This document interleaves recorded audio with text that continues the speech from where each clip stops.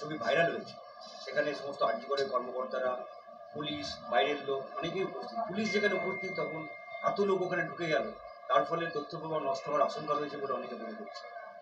দেখুন, একটা খুব স্পর্শকাতর ঘটনা, আরজিকরের ঘটনা, যে অথবা যারা এই ধর্ষণ এবং খুনের সঙ্গে জড়িত বা যারা করেছে, আমরা তাদের ফাঁসি চাই এবং অবিলম্বে সিবিআই কেসটা শেষ করুক।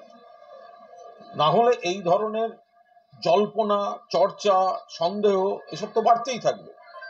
আবার একটা ভিডিও, এবার এই ভিডিওটা ঠিক কোন সময়ের, তার আগে কি হয়েছিল, তার পরে কি হয়েছিল জানি না। ফলে কোনো একটা জায়গায় কোনো কিছু ঘটলে সেটা খবর পেলে নিশ্চিতভাবেই কনসার্ন অনেকে ছুটে যাবেন সেই জায়গাটায়, কি হয়েছে তাদের উদ্বেগ কাজ করবে। ফলে এখন সেখানে কারা গেছিলেন, কেন গেছিলেন, কোন সময় গেছিলেন, যাওয়ার ফলে তদন্তের কোনো সমস্যা হয়েছে না হয়নি, যে জায়গাটার ভিডিও দেখা যাচ্ছে সেই জায়গাটা থেকে মৃতদেহ কতখানি দূরে ছিল, এই গোটা বিষয়টা আমরা এখনো কেউ জানি না। যারা এই বিষয়টায় হস্তক্ষেপ করতে পারে জেনুইনলি, তারা হচ্ছে সেন্ট্রাল ব্যুরো অফ ইনভেস্টিগেশন। ফলে আজকে একটা ভিডিও বেরোলো, কাল আবার একটা ভিডিও বেরোতে পারে, পরশু হয়তো কারোর মোবাইলে আরো কিছু আছে। তো এগুলো দিয়ে তদন্তটাকে শেষ করুক না। যাদের দেখা যাচ্ছে সিবিআই তাদের ডেকে জিজ্ঞাসা করুন যে আপনি ওখানে কেন গেছিলেন, কি জন্য গেছিলেন। চেনা যখন যাচ্ছে, আইডেন্টিফাই যখন করা যাচ্ছে, তাহলে তো ডেকে কথা বলতে কোনো সমস্যা নেই। কেন গেছিলেন, কটার সময় ওটা ভিডিও, সেই সময় বা তার আগে আর কি কি হয়েছে। হয়তো জল্পনা বাড়িয়ে, সন্দেহ বাড়িয়ে, এটা হলে ওই হতে পারত, এর জন্য ওইটা কেন হয়নি, এর বদলে সিবিআই এই গোটা বিষয়টা নির্দিষ্টভাবে জিজ্ঞাসাবাদ করে, জেরা করে, ডেকে বা গিয়ে কথা বলে এর আসল কারণগুলো তারা জেনে নিন। আর যদি মনে হয় যে এইভাবে সকলের যাওয়াটা ঠিক হয়নি বা তদন্তে তার জন্য কোনো ক্ষতি হয়েছে, তাহলে যার বা যাদের গাফিলতিতে হয়েছে, তো সিবিআই তদন্ত সিবিআই এর হাতে আছে, তারা ব্যবস্থা নেবেন। সাধারণভাবে কোনো জায়গায় কোনো ঘটনা ঘটলে একটা প্রাথমিক ভিড় তৈরি হয়, কারণ সংশ্লিষ্ট সে যেখানেই হোক সেখানে লোক ছুটে যায় খবর পেলে, তাহলে কি হয়েছে, কেন, উদ্বিগ্ন হয়ে ছুটে যায়। এবার সেই ছুটে যাওয়াটা কে কিভাবে নেবেন, এটা তো একমাত্র সিবিআই এর নির্দিষ্ট কনক্লুশনে পৌঁছতে পারে, তারা সেটা পৌঁছক। বলা হচ্ছে যদি বাইরের লোকই ঢুকে থাকে তাহলে তার বাবা মাকে কেন ঢুকতে দেওয়া হলো 3-4 ঘন্টা? আমরা তো আবার বলছি যে ওটা ঠিক কখনকার ভিডিও। আমরা কেউ কাউকে কোনো ঘটনা জাস্টিফাই করছি না, কাউকে ডিফেন্ড করছি না। যদি ওটা হসপিটালের লোকেরা কাছাকাছি যারা থেকে থাকেন, পৌঁছে থাকেন, বাড়ির লোক যদি দূরে থাকেন, আসার পথে থাকেন, ওটা ঠিক কটার সময়ের ভিডিও, সেই সময় বাকিরা কে কোথায় ছিলেন, সেগুলো যতক্ষণ না জানা যাচ্ছে ততক্ষণ এই ধরনের জল্পনা, অবিশ্বাস, কারণ বিষয়টা অত্যন্ত সেন্সিটিভ, একটা স্পর্শকাতর বিষয়। ফলে সেটায় কোনো বিকৃত তথ্যভিত্তিক বা অনুমান ভিত্তিক আলোচনা সেটা আরো বেশি অবিশ্বাস এবং উদ্বেগের জন্ম দিতে পারে।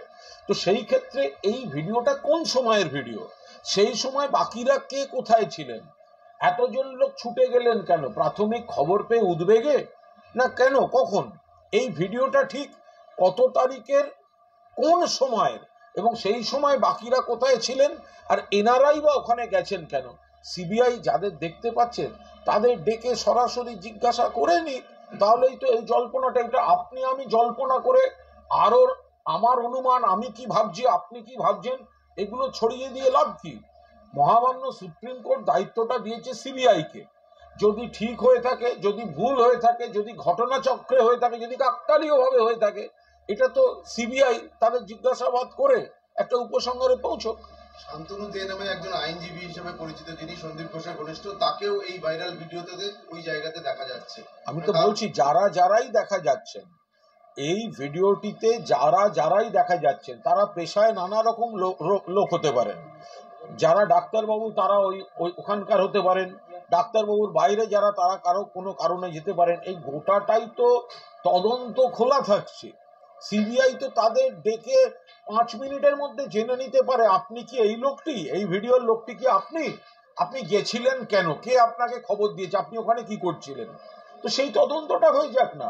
একটা ভিডিও দেখা গেল, সেটা ঠিক কটার সময় কি ভিডিও, আমি তো আবার বলছি, কোনো এই ধরনের ঘটনা ঘটলে চারপাশে যারা থাকেন, যে কোনো কারণেই কেউ থাকুক, একটা প্রাথমিক একটা প্রতিক্রিয়া থেকে সবাই ছুটে যান খবর পেলে। তো এই ছুটে যাওয়া ক্রাউডটা, এই ভিডিওটা, না কে কোথায় ছিলেন, কেন ছিলেন, যাদের ইতিমধ্যেই আইডেন্টিফাই করে এই ভিডিওগুলি চলছে, তো সিবিআই অবিলম্বে তাদেরকে ডেকে জিজ্ঞাসা করে নিন যে এটা কি আপনি, এই ভিডিওটাই যে দেখা যাচ্ছে সে কি আপনি। যদি আপনি হন তাহলে আপনি ওখানে কেন গেছিলেন, কি করতে গেছিলেন, আপনার কোন কাজ ছিল, কে আপনাকে যেতে বলেছিল, নিজে থেকে খবর পেয়ে গেছেন নাকি কেউ আপনাকে আসতে বলেছিল। আমার বক্তব্য, এটা তদন্তের দায়িত্ব সিবিআই এর। তার আগে আমরা কি ভাবলাম, আমি কি অনুমান করলাম, এটা হলে ওটা কি হতে পারত, ওটা হলে ওটা হয়নি কেন, তার আগে বোধহয় সিবিআই কে তদন্ত করে সিবিআই কারণটা খুঁজে নিক। তার মধ্যে যদি কোনো অন্যায় থাকে, ভুল হয়ে থাকে, যাদের দায়িত্বে ভুল হয়েছে, সিবিআই মনে করলে আইন মাফিক ব্যবস্থা নেবে। সঞ্জয় রায়ের পরে আজকে সন্দীপ ঘোষ, তাকেও সিজিও কমপ্লেক্সে ডেকে আজকে তার পলিগ্রাফ টেস্ট হচ্ছে। দেখুন, একটা তদন্তের বিষয়, তদন্ত নিয়ে আমরা কেন মন্তব্য করব। আমরা শুধু এইটুকু বলছি, আরজি করের ঘটনা, ধর্ষণ এবং খুন, কলকাতা পুলিশ 24 ঘন্টার মধ্যে সঞ্জয় রায় নামে এক ব্যক্তিকে এই অভিযোগে গ্রেফতার করেছে। এরপর সিবিআই এর হাতে যাওয়ার পর থেকে আমরা রোজ নানা রকম জেরা, নানা জায়গায় যাওয়া, নানা রকম যন্ত্রপাতি এনে পরীক্ষা নিরীক্ষা, এইসব শুনছি। আমরা অবিলম্বে এই কেসের সুরাহা চাই, যেটা দেওয়ার দায়িত্ব সিবিআই এর। ফলে কাকে সিবিআই কবার জেরা করছে, এতদিন সিবিআই এর কাস্টাডিতেই এই সঞ্জয় রায় ছিল, এতদিন সিবিআই সকাল থেকে বিকেল একাধিক লোককে জেরা করেছে। যে কোনো ব্যক্তিকে জেরা করা, যে কোনো জায়গা সেখানে গিয়ে পরীক্ষা নিরীক্ষা করার সমস্ত ক্ষমতা সিবিআই এর রয়েছে।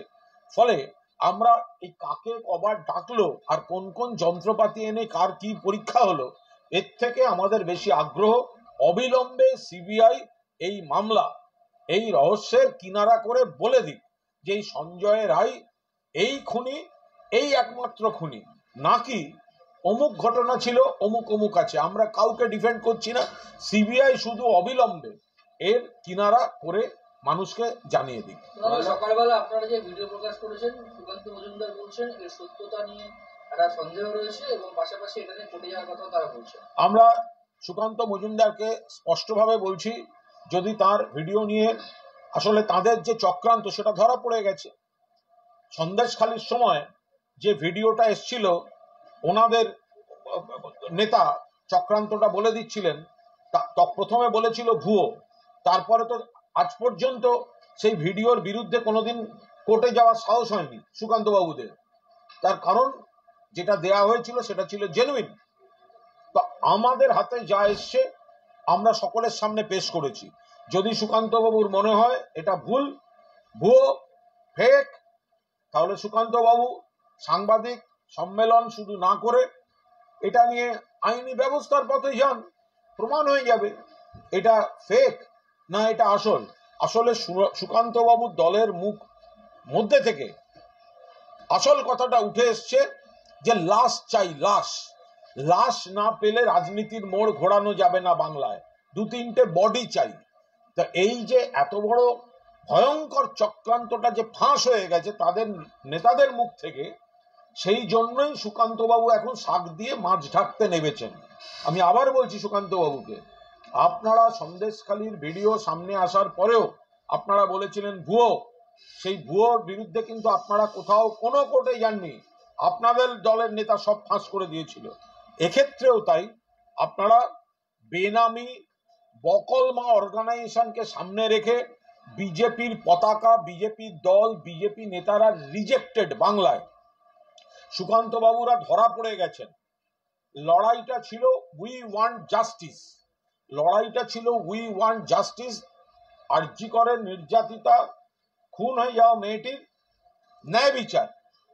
তার বদলে ওনারা চেয়ারের দখলে চলে গেছেন। ভোটে জিততে পারবো না, একটা স্পর্শকাতর ইস্যু, সাধারণ মানুষের আবেগকে বিপথে চালিত করে, প্ররোচিত করে, অরাজকতা তৈরি করে, তার মধ্যে বাইরে লোক ঢুকিয়ে দাও, ঢুকিয়ে অন্তর্ঘাত করিয়ে দু চারটে লাশ তৈরি করে কেন্দ্রীয় সরকারকে দিয়ে এখানে ব্যাকডোর দিয়ে কিভাবে পলিটিক্স করা যায়, হস্তক্ষেপ করা যায়, সুকান্ত বাবুর দল সেই চেষ্টা করেছিল। এই ভিডিওতে সেটা ফাঁস হয়ে গেছে। মুখ পুড়েছে তাদের মুখ পুড়েছে। যাদের দেখা যাচ্ছে তারা পর্যন্ত বলছে না এটা এক ভিডিও। বিজেপির যে নেতারা বলছেন লাশের রাজনীতি, তারা পর্যন্ত বলছেন না এটা ফেক ভিডিও। সুকান্ত বাবু মুখ রক্ষায় সুকান্ত বাবুরা বলুন না যে এই ছাত্র সমাজ বলে যাদের সামনে ফেলা হয়েছে, কেন হয়েছে? তারা তো সব আপনাদের বিজেপি, আরএসএস, এবিভিপির লোকজন বলে শোনা যাচ্ছে। তাদের সমস্ত পরিচয় তো আমাদের দলের নেতারা ফেসবুকে দিয়ে দিয়েছে। আপনি মহিলার নির্যাতনের বিরুদ্ধে, ছাত্রীর নির্যাতনের বিরুদ্ধে যাদের রাখছেন, তাদের মধ্যে একজনের 2014 সালে ইভটিজিং থেকে শুরু করে, শ্লীলতাহানি থেকে শুরু করে একটি মেয়েকে উত্ত্যক্ত করার এফআইআর তার বিরুদ্ধে রয়েছে। তাকে আপনারা নামাচ্ছেন আপনাদের দলের বকলমা মুখ করে। তো ফলে আপনাদের চক্রান্ত এই ভিডিওয় ফাঁস হয়ে গিয়েছে, ধরা পড়ে গিয়েছে। সেই কারণে আপনি এই কথা বলছেন। আপনি মুখে বলছেন কেন? আইনি ব্যবস্থা নিন না যদি এটা ফেক হয়ে থাকে। কংগ্রেস আজকে সিজিও কমপ্লেক্সে বিক্ষোভ দেখিয়েছে। অন্যদিকে বিজেপি নেতা অর্জুন সিং তিনি সিবিআইয়ের উপর ক্ষোভ প্রকাশ করে বলেছেন, হুঁশিয়ারি দিয়েছেন যে সিবিআই যদি ওপর আস্থা হারাচ্ছে আগামী দিনে ওরাও কর্মসূচি নেবে। কংগ্রেস যদি সিজিও কমপ্লেক্সে সিবিআইয়ের দরবারে গিয়ে বিচার চেয়ে থাকে তাহলে সঠিক কাজ করেছে। তার কারণ যদি আরজিকর ইস্যুতে ন্যায় বিচার চেয়ে কোথাও কোনো মিছিল হয়, প্রত্যেকটা মিছিল শুরু হতে পারে যে কোনো জায়গায়, শেষ হওয়া উচিত সিজিও কমপ্লেক্সে সিবিআই এর দরবারে গিয়ে। কারণ জাস্টিস ডেলিভারি করার দায়িত্ব এখন সিবিআই এর। ওরা ডেলিভার করুক জাস্টিস। তো ফলে তদন্ত করবে সিবিআই, মামলা সুপ্রিম কোর্টে, আর রাজনৈতিক শকুনিরা বলবে নবান্ন চলো, মুরদ নেই নিজেদের নামে করার, বকলমা দিয়ে সোশ্যাল মিডিয়ায় লোক খেপিয়ে। কেন বলুন তো? নবান্ন অভিযান তো অনেকে করে, অনেক দল করে।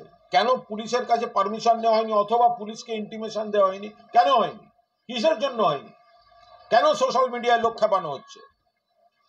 তার কারণ বাংলায় ওরা অরাজকতা চায়, লাশের রাজনীতি করতে চায়। ওদের নেতারা বলছে, ভিডিওয় দেখা যাচ্ছে, দু চারটে লাশ না হলে, ডেড বডি না হলে খেলা ঘোরানো যাবে না। এ কি ভাষা? আমরা সেই জায়গাটায় বলছি ওদের বড় জমায়েতের ক্ষমতা নেই। কিছু বকলমা সিপিএমও ওখানে যাবে, তো ওদের বড় জমায়েতের ক্ষমতা নেই। ওরা অন্তর্ঘাতমূলক কাজ, বাইরের থেকে বেআইনি অস্ত্র, পুলিশের পোশাক পরা 4-5টা লোক এনে এমন ভাবে কিছু করলো এখানে হতাহত হলো, এইসব কাজ তারা করতে চায়। ভিডিওতে সেটা ফাঁস হয়ে গেছে বলে এখন সুকান্ত বাবুদের অসুবিধা হচ্ছে। অর্জুন সিংও বলছেন সিবিআইয়ের উপর আস্থা হারিয়ে যাচ্ছে। তারা বুঝুন, তাদের কথায় কথায় সিবিআই দেখানো তারা বুঝুন। সিবিআই তো সেন্ট্রাল গভর্নমেন্টের, তো ব্যবস্থা নিন। আমরা তো বারবার বলছি, আমরা কাউকে ডিফেন্ড করছি না। আমরা কোনোভাবে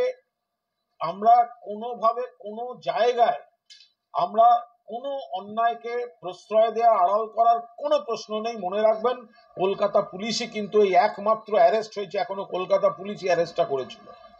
এরপর পরের পর ফেক নিউজ, পরের পর ফেক অডিও, ফেক ভিডিও পরের পর চলেছে। মানুষের আবেগ, সাধারণ মানুষের আবেগকে বিপথে চালিত করে প্ররোচিত করা হয়েছে। কারা করেছে?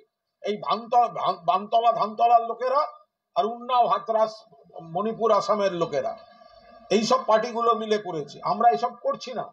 সিবিআই এর হাতে তদন্ত আছে। কেন এতদিন সময় লাগছে? কেন অ্যারেস্ট হচ্ছে না? কেন কিনারা হচ্ছে না?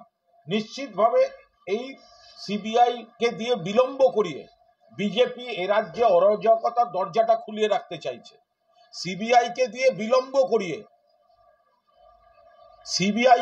বিলম্ব করিয়ে কোনো একটা সূত্র বলছে সিবিআই এখনই করে ফেলতে পারে, সিবিআই এখনই জানিয়ে দিতে পারে, কনক্লুশন জানিয়ে দিতে পারে, কোনো একটি সূত্র বলছে। কিন্তু সেন্ট্রাল গভর্নমেন্ট সেটা করতে দিচ্ছে না, কারণ তারা চায় এটাকে ঝুলিয়ে রাখলে অবিশ্বাস, উদ্বেগ, বিক্ষোভ, সোশ্যাল মিডিয়া, ফেক নিউজ, অরাজকতা তৈরির কর্মসূচি, অবিশ্বাস ছড়ানো, এই রাজনৈতিক অস্থিরতা তৈরির কাজগুলো তখনই করানো যাবে যতক্ষণ এটা কিনারা হয়নি। তাই সিবিআই এর টিম তারা কোনো একটি কনক্লুশনে পৌঁছলেও তারা কেন্দ্রের চাপে ক্লিয়ারেন্স না পেয়ে বিজেপিকে রাজনৈতিক কর্মসূচি অ্যানার্কি তৈরির স্পেস করে দেওয়ার জন্য এখনো বলছেন না বলে কোনো একটি সূত্র থেকে খবর আসছে, আমরা সেগুলো চেক করছি। কিন্তু যাই হোক, দিনের শেষে সিবিআইকে অবিলম্বে এগুলো ক্লিয়ার করতে হবে। আগামীকাল ছাত্র অভিযানে যে দুজন ছাত্র সমাজ প্রেস কনফারেন্স করেছিল, সায়ন লাহিড়ী, শুভঙ্কর হালদার, একজন বিজেপির যুব মোর্চার নেতা, ওরা তো বিজেপি, তো যারা প্রেস কনফারেন্স করেছে তারা বিজেপি। তার মধ্যে একজনের বিরুদ্ধে আবার এক ছাত্রীকে উত্তপ্ত করার এফআইআর রয়েছে 14 সালে। যাদেরকে ছাত্র সমাজ বলে চালানো হচ্ছে তারা পরিচিত বিজেপি করছে, গোটাটা করছে বিজেপি। তারা কোথায় কোন হোটেলে কাদের সঙ্গে মিটিং করছে, অন্য রাজ্য থেকে লোক ঢোকাতে কি কি করেছে, বিভিন্ন ধরনের খবর আসছে, সেগুলো সব চেক করা চলছে। গন্ডগোল করার বিশেষ দক্ষতার টিম ঢোকানোর চেষ্টা হচ্ছে, পুলিশের পোশাক ঢোকাবার চেষ্টা হচ্ছে, ভিড়ের মধ্যে নিজেরা গন্ডগোল করে পুলিশ প্রশাসনের ঘাড়ে চাপাবার চেষ্টা হচ্ছে। শুধু নবান্ন নয়, অন্য যে কোনো জায়গায় নাশকতামূলক কাজ করার চেষ্টা হচ্ছে। ফলে একটি ভয়ঙ্কর এবং একই সঙ্গে বিচ্ছিন্ন, একই সঙ্গে চরম দুর্ভাগ্যজনক একটা মৃত্যুকে কেন্দ্র করে মানুষের আবেগকে বিপথে চালিয়ে রাজনৈতিক মঞ্চ করে অরাজকতা তৈরির চেষ্টা করছে এই বিজেপি, এবং বকলমে তাদের সাহায্য করছে সিপিআইএম, তাদের কিছু এদিক ওদিক শাখা প্রশাখা অমুক, আর রাজ্য কংগ্রেসের একটা অংশ। আর্যিকরের প্রতিবাদী পুজো অনুদান সেগুলো প্রত্যাখ্যানের ঘটনা এখনো বেশ কয়েকটি আজকেও ঘটেছে। আরে আরজিকর কাণ্ড হচ্ছে একটা জঘন্য ঘটনা। সেখানে মুখ্যমন্ত্রী, পুলিশ 12-24 ঘন্টার মধ্যে একজনকে অ্যারেস্ট, সেটাই অ্যারেস্ট। সিবিআই এখনো কিছু করতে পারেনি, দায়িত্ব সিবিআই এর হাতে, মামলা সুপ্রিম কোর্টে। এর সঙ্গে পুজো মিশছে কি করে? এর সঙ্গে পুজো অনুদান প্রত্যাখ্যান কোথার থেকে আসছে? আমি আবার বলছি, পুজোর এই যে অনুদান, পুজো শুধু ধর্ম নয়, পুজো শুধু উৎসব নয়, পুজো একটা অর্থনীতি। এই পুজোর সঙ্গে কুমোরটুলি পালা মৃৎশিল্পীরা থেকে শুরু করে জেলায় জেলায় যারা প্রতিমা গড়েন, যারা প্রতিমার সাজসজ্জা তৈরি করেন, যারা প্রতিমার পোশাক তৈরি করেন, ডেকোরেটর থেকে শুরু করে লাইটম্যান, ফুল চাষি থেকে শুরু করে বিভিন্ন জায়গার অসংগঠিত হস্তশিল্প, কুটির শিল্প এবং শ্রমিকরা এর সঙ্গে জড়িত। পুজো কমিটিগুলির হাতে যে টাকাটা আসে, সেই টাকাটা বিকেন্দ্রীকৃত হয়ে সমস্ত জায়গায় চলে যায় শিরা ধমনে। সেখানে যারা এই উস্কানিটা দিচ্ছেন যে টাকা নেব না, তো যারা টাকা নেবেন না, যারাকে পুজোকে মেশাচ্ছেন, তারা এই রাজনীতিটা করছেন কেন? কোন কারণে করছেন? এই রাজ্যে তো বানতলা ধানতলা থেকে সমস্ত হয়েছে। সারা দেশে দিনে 90টা লজ্জা ধর্ষণের ঘটনা চলছে। আপনারা বলছেন পুজোয় 85,000 টাকা নেব না। যারা নেবেন না বলছেন, তাহলে সস্তা নাটক না করে গত কবছর যে টাকা নিয়েছেন সেগুলো শুদ্ধ ফেরত দিন। যারা এই দুর্ভাগ্যজনক ঘটনার তার সঙ্গে রাজনীতি মিশিয়ে যারা মানুষকে ভুল বোঝাতে 85,000 টাকা, যেটা পুজো অর্থনীতিকে বুস্ট করার জন্য মুখ্যমন্ত্রী দিচ্ছেন, সেই পুজো অর্থনীতি বহু গরিব মানুষের কাছে টাকা পৌঁছানো, সেই জায়গায় পুজোর উপর যারা নির্ভরশীল খেটে খাওয়া মানুষ, যারা 85,000 টাকা ফেরত নেব না বলছেন, তাহলে নিয়েছেন যত টাকা সব টাকা ফেরত দিন। আর ওই পুজো কমিটির সঙ্গে জড়িত যারা যারা পশ্চিমবঙ্গ সরকারের কোনো না কোনো অনুদান থেকে আরম্ভ করে স্কিমের আওতায় আছেন, আপনারা সেই ব্যক্তিগত সুবিধাগুলো ফেরত দিন, তারপর এই 85,000 টাকা ফেরতের নাটক করবেন। জলপাইগুড়ির এক গান্ধী গবেষক তিনি বঙ্গরত্ন পুরস্কার ফিরিয়ে দেওয়ার কথা বলছেন। যেমন আমি বলতে পারবো না, তার মনে হয়েছে তিনি ফেরত দিচ্ছেন। সমাজে বহু ভালো ঘটনা ঘটে, নিশ্চিতভাবে ভালো ঘটনা ঘটে, উন্নয়ন হয়েছে সমস্ত দিক থেকে, বাংলাকে মহিলাদের উন্নয়ন, এতজন মহিলা জনপ্রতিনিধি, এমপি, এমএলএ, পুরসভা, পঞ্চায়েত থেকে শুরু করে, দলের পদ থেকে শুরু করে, মমতা ব্যানার্জি ছাড়া কেউ দেয়নি, তৃণমূল ছাড়া কারুর এত মহিলা জনপ্রতিনিধি এবং দলীয় নেত্রী, মহিলাদের জন্য এত স্কিম, কোথাও সমাজে একটা জঘন্য খারাপ ঘটনা, তার জন্য যদি কেউ ভালো জিনিসগুলোকে ঢেকে দেওয়ার কাজ করতে চান, বাংলার মা বোনেরা এটা বিশ্বাস করবেন না, কিছুতেই করবেন না। কিন্তু নারী ও শিশু কল্যাণ মন্ত্রী মুখ্যমন্ত্রীকে চিঠি দিয়েছেন, বলেছেন প্রায় 47,000-এর মতো মামলা, 48,600 ধর্ষণ এবং পোক্সো মামলা ধরে রয়েছে। ফাস্ট ট্র্যাক কোর্টের কথাটা মমতা বন্দ্যোপাধ্যায়ের বলা, আর মাননীয় কেন্দ্রীয় মন্ত্রী তাকে বলবো সারা দেশের হিসাবটা দিন।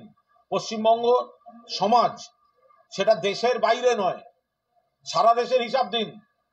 কেন্দ্রীয় মন্ত্রী সারা দেশের হিসাব দিন। উন্নাও, হাতরাস, প্রয়াগরাজ, শুধু মেয়েটিকে ধর্ষণ করে খুন করা হয়নি, বিচার যাতে না চায় তার বাড়ির লোককে খুন করা হয়েছে।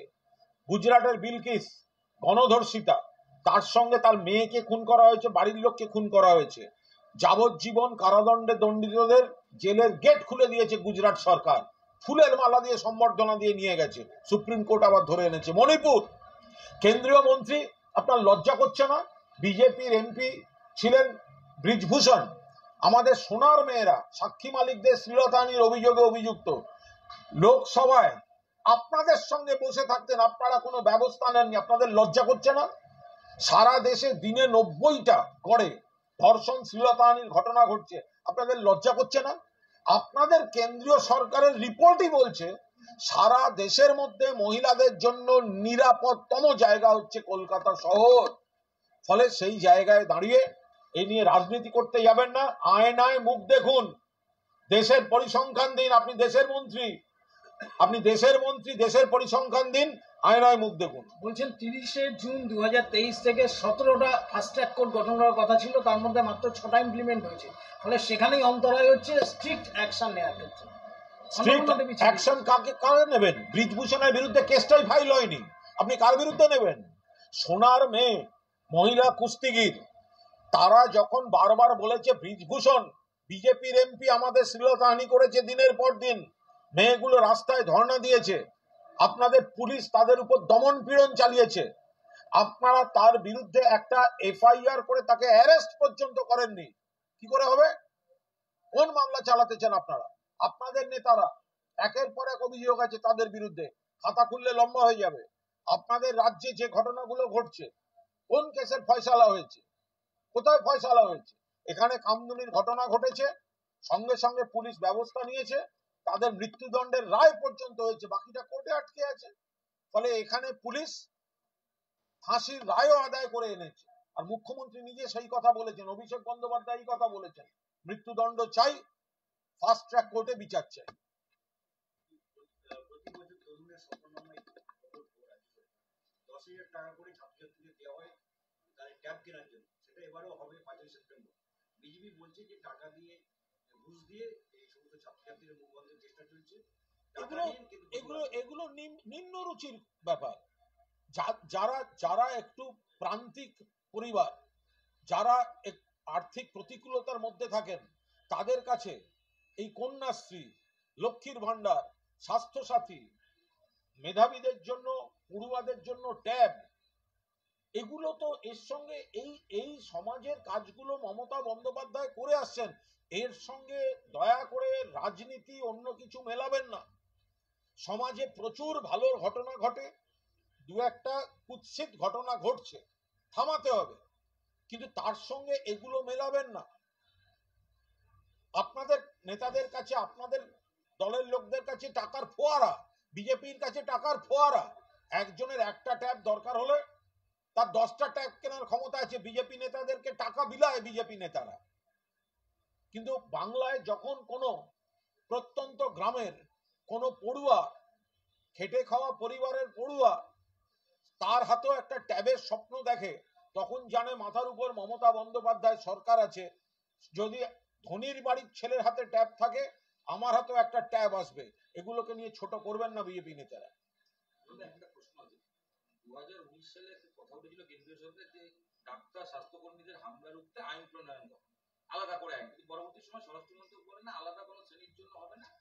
চাইলে কি পৃথক আইনটা করতে পারতো কেন্দ্রীয় সরকারের হাতে আইন তৈরির ক্ষমতা, তো তারা সমাজের যাতে ভালো হয় সেই আইনগুলো তৈরি করা উচিত। তার বদলে তারা এমন সব আইন তৈরি করছেন যাতে মানুষের ভেদাভেদ হয় আর তাদের রাজনৈতিক উদ্দেশ্য সব চরিতার্থ হতে থাকে। তো ফলে তারা মুখে এক বলেন, কাজে এক করেন। তারা নিজেরাই তো তাদের রাজ্যগুলিতে, তারা যেখানে আছে ডবল ইঞ্জিন সরকার, একের পর এক ধর্ষণ, খুন, নারী নির্যাতন, সেখানে তো ন্যায় বিচার বলে কিছু নেই। তাহলে তারা আবার কি করবে? তাদের সুপারিশ ছিল যে আলাদা ডাক্তার স্বাস্থ্যকর্মীদের আক্রান্ত হলে আইন করার বিষয়, বাট তারাই সেটাকে বাতিল করে দেয়।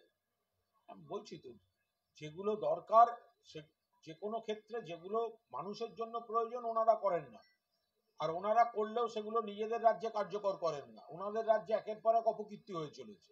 সাধারণ আইনেই তো সেই বিচারগুলো ঠিকভাবে হচ্ছে না, তারপর তো তার নির্দিষ্ট আইন। যখন এই নির্দিষ্ট ঘটনার কথা বললেন তখন এই ভাইরাল ভিডিও হয়েছে তৃণমূলের সর্বভারতীয় সাধারণ সম্পাদক, অত্যন্ত আপত্তিকর।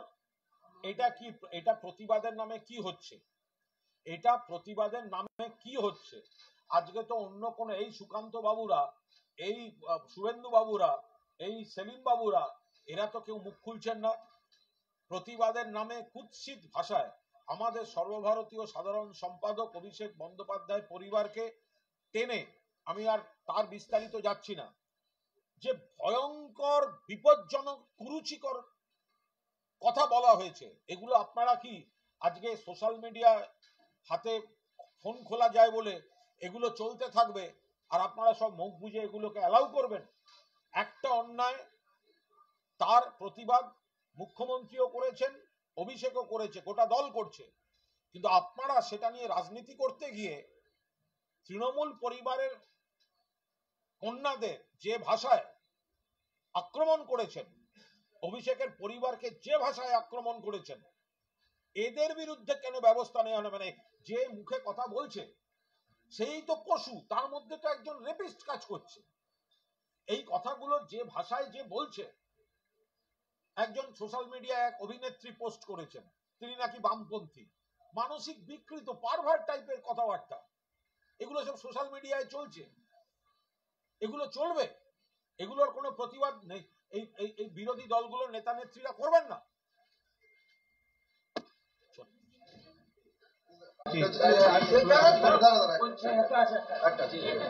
ঘটনাকে কেন্দ্র করে একাধিক চিকিৎসক এমনকি স্বাস্থ্যকর্তারা তারা অভিযোগ করছেন যে এই চিকিৎসক ছাত্রীর ময়নাতদন্তে কারচুপি হয়েছে। আমি একটা কথা বলছি, এই হঠাৎ এই যে এখন কিছু, আমি আবার বলছি, কাউকে ডিফেন্ড করছি না, কোনো অপরাধ ডিফেন্ড করছি না। আমি আবারও বলছি, যে জানোয়ারটি অথবা যে জানোয়ারগুলো এই ঘটনার সঙ্গে জড়িত, এই মেয়েটিকে এই নৃশংসভাবে মারার পেছনে, এরা উচ্ছন্নে যাক, মরে যাক, সিবিআই তুলে নিয়ে যাক, ফাঁসি দিক, এগুলো আমাদের সাবজেক্ট নয়। মুখ্যমন্ত্রী পরিষ্কার একজনকে অ্যারেস্ট কলকাতা পুলিশ করেছে, মুখ্যমন্ত্রী অভিষেক বলে দিয়েছে এদের মৃত্যুদণ্ড হোক। কিন্তু এখন হঠাৎ এই চিকিৎসক বললে যারা বিবৃতি দিচ্ছেন, এদের প্রত্যেকের রাজনৈতিক পরিচয় আছে, খোঁজ নিন। শুধু চিকিৎসক বলবেন না, ব্র্যাকেটে দিয়ে দেবেন সিপিএম পন্থী, প্রাক্তন সিপিএম, তাদের সব জ্ঞান বেরোচ্ছে এখানে। একজন নিরপেক্ষ বলে মিডিয়ায় পরিচিত, তিনি ডিওএফআই এর রাজ্য সভানেত্রীর সঙ্গে না সম্পাদিকার সঙ্গে পোস্ট দিয়ে বলছেন, আমি আমার ক্যাপ্টেনের সঙ্গে পোস্ট দিচ্ছি। এদেরকে আপনি শুধু চিকিৎসক বলবেন না, সিপিএম বা ক্যাডার বলবেন এদের? আমি চিকিৎসকদের প্রতি পূর্ণ আস্থা রাখছি। সেই চিকিৎসক সব থেকে বেশি জ্ঞান দিচ্ছেন যিনি নিজে তার বেসরকারি নার্সিংহোমে একজনের হার্ট অপারেশন করার সময় ভেতরে গজ থেকে গেছিল, লোকটা মারা যাচ্ছিল, তার 7 দিন বাদে পিজি হাসপাতালে এনে আবার অপারেশন করিয়ে গজ বের করতে হয়েছে। এখানে বড় বড় জ্ঞান দিচ্ছেন এনারা। একটা হসপিটাল নার্সিংহোম আছে, সেই নার্সিংহোমের মালিক এক ডাক্তারবাবু বড় বড় কথা বলছেন, সেই নার্সিংহোমের ভয়ঙ্কর কাণ্ড কারখানার জন্য 12 লাখ টাকা ফাইন দিতে হয়েছে কিছুদিন আগে। এরা এখন সমস্ত যারা এই সিপিএম সমর্থক, তাদেরও তো সংগঠন আছে, তাদেরও তো ডাক্তার সংগঠন আছে, সবাই তো তৃণমূলের সমর্থক নন। তো তারা এখন অতৃপ্ত আত্মার মতো সমস্ত ব্যাপারে ভুল ধরে ধরে ধরে ধরে আপনারা সমালোচনা করবেন। আপনারাও তৈরি থাকুন খুব ভালোভাবে। এই ঘটনা অন্যায়, আমরা দোষীদের শাস্তি চাই। এই ঘটনা অন্যায়, আমরা ধর্ষক এবং খুনির ফাঁসি চাই। কিন্তু এরপরে আপনাদের নার্সিংহোমে যখন স্বাস্থ্যসাথী কার্ডে থাকা সত্ত্বেও ক্যাশে কাজ করাবার জন্য ক্যাশ পয়সা নেবেন, আমাদের কাছে কমপ্লেন আসবে, অপারেশনের পর ভেতরে যখন গজ থেকে যাবে, এইগুলো প্রত্যেকটা ঘটনা তখন ডাক্তারবাবু বলে ছাড় পাবেন, এই জিনিস কিন্তু ঘটবে না।